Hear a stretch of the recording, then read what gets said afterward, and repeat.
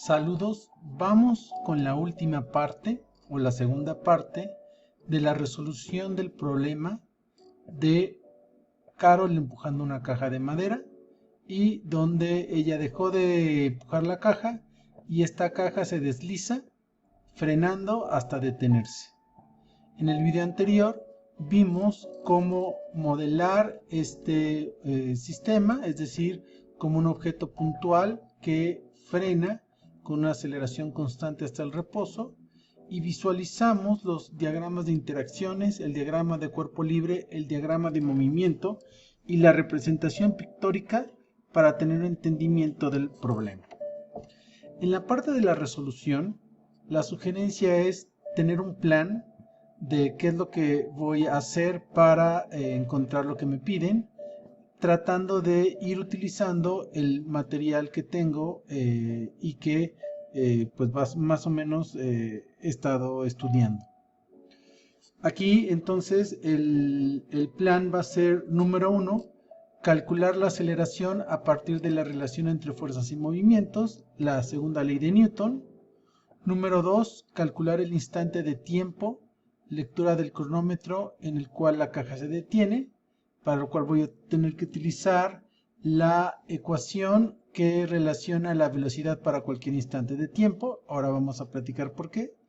Y número 3, conociendo el instante de tiempo en que la caja se detiene, voy a obtener la posición de esta y que sabemos que es igual a la distancia recorrida. Entonces, aquí mi sugerencia es repasar las instrucciones e intentar seguirlas y solamente ver el video, a menos de que te atores o para verificar tu respuesta. Vamos a hacer énfasis también en cómo presentar la parte algebraica de manera lo más clara posible, y también vamos a insistir en cómo podemos utilizar la resolución gráfica para poder resolver este problema.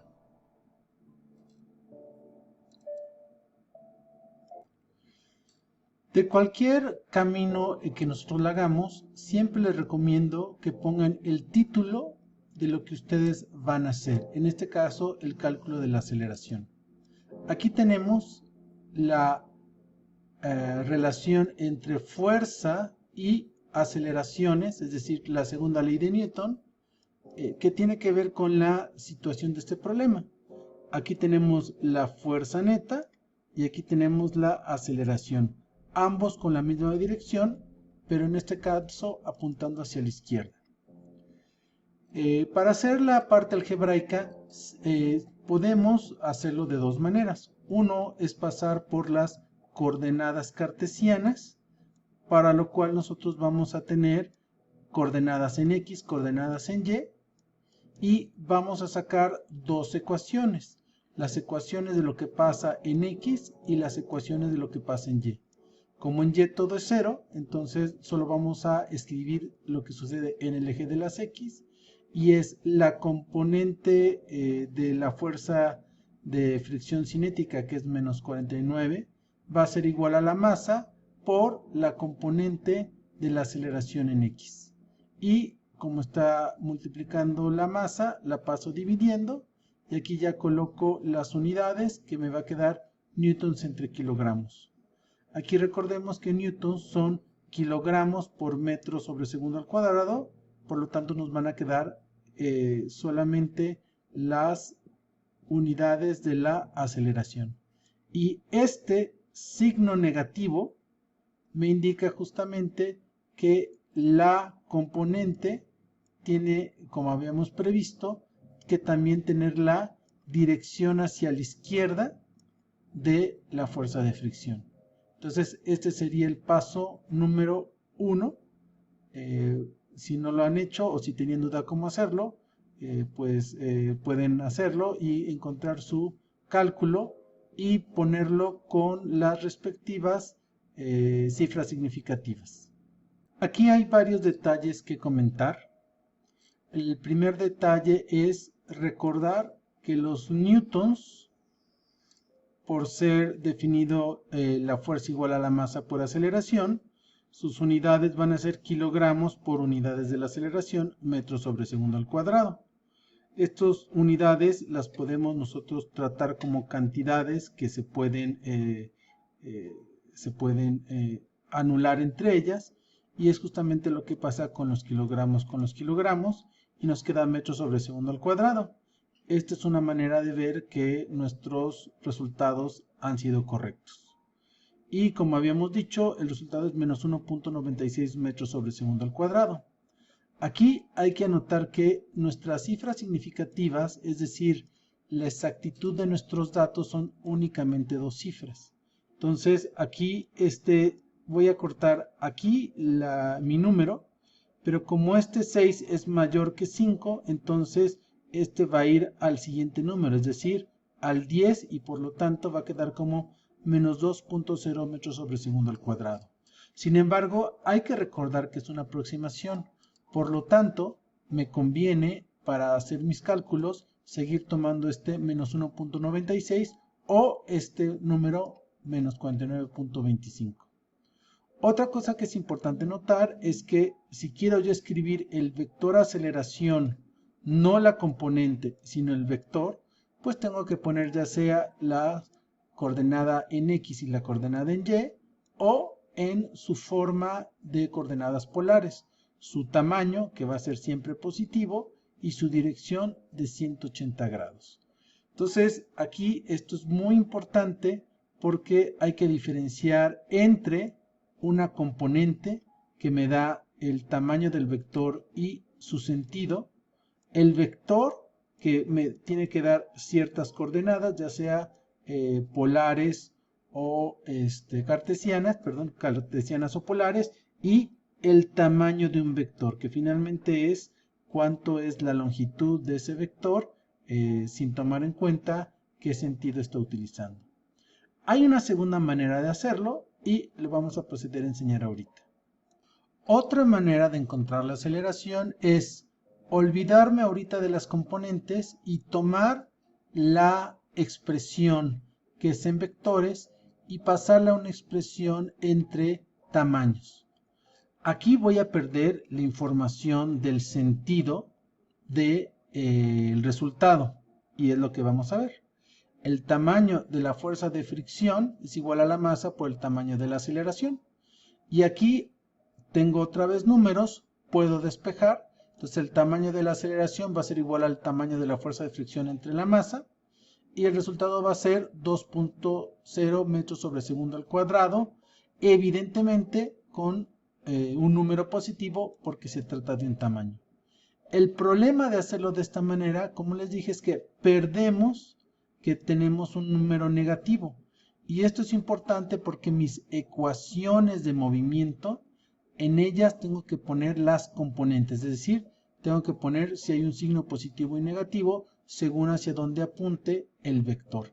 Entonces yo tengo que, si luego de este método, decir que la aceleración en X, es decir, la componente de la aceleración en X es igual a menos 2.0 metros sobre segundo al cuadrado, y esto lo hago así porque sé que el vector aceleración está apuntando hacia los negativos. Entonces, de cualquier manera, con esto yo ya terminé la primera parte de mi problema y ahora voy a calcular el instante de tiempo en el cual el objeto frena a partir de la ecuación de la velocidad con respecto al tiempo. Una de las preguntas que ustedes se pueden estar haciendo es qué ecuación elegir de movimiento para poder encontrar los datos que nosotros queremos. Ya que les recuerdo que tenemos dos ecuaciones que tenemos definidas. La de la posición con respecto del tiempo y la de la velocidad en X con respecto del tiempo.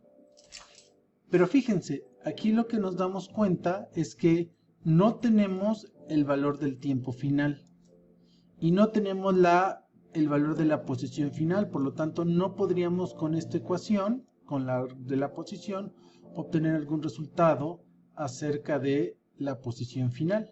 En cambio de la velocidad final, sí conocemos que la velocidad final es 0.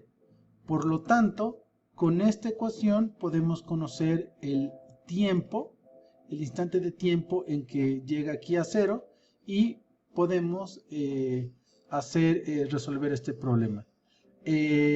Vamos a hacerlo así y vamos a trabajar con el programa Desmos, es decir, esta ecuación la voy a llevar a la graficadora Desmos.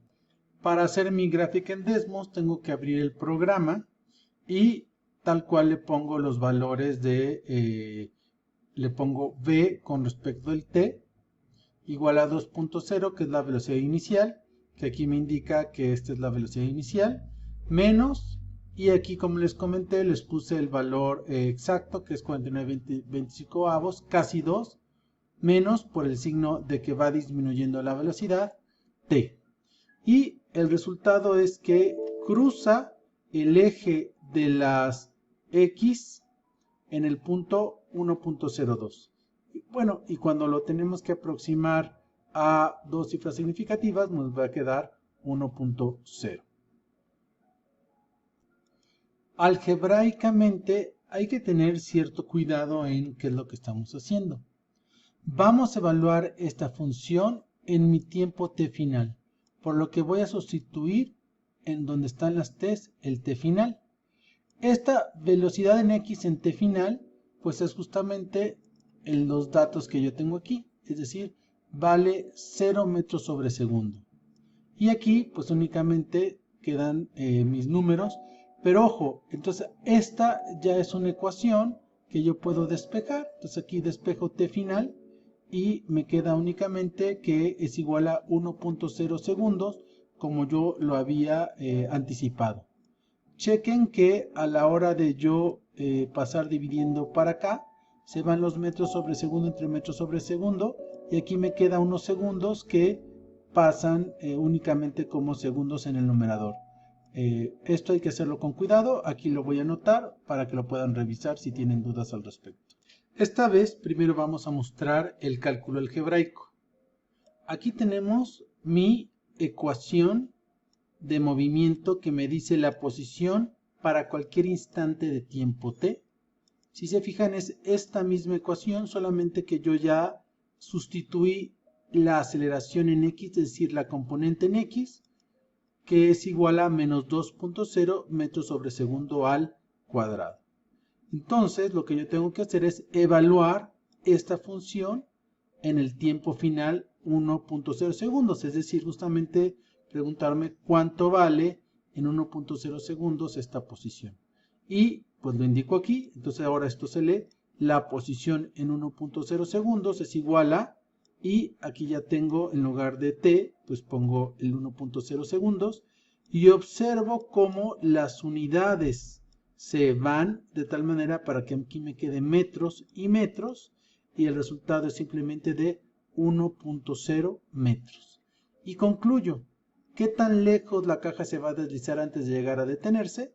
La caja se desliza 1.0 metros antes de detenerse.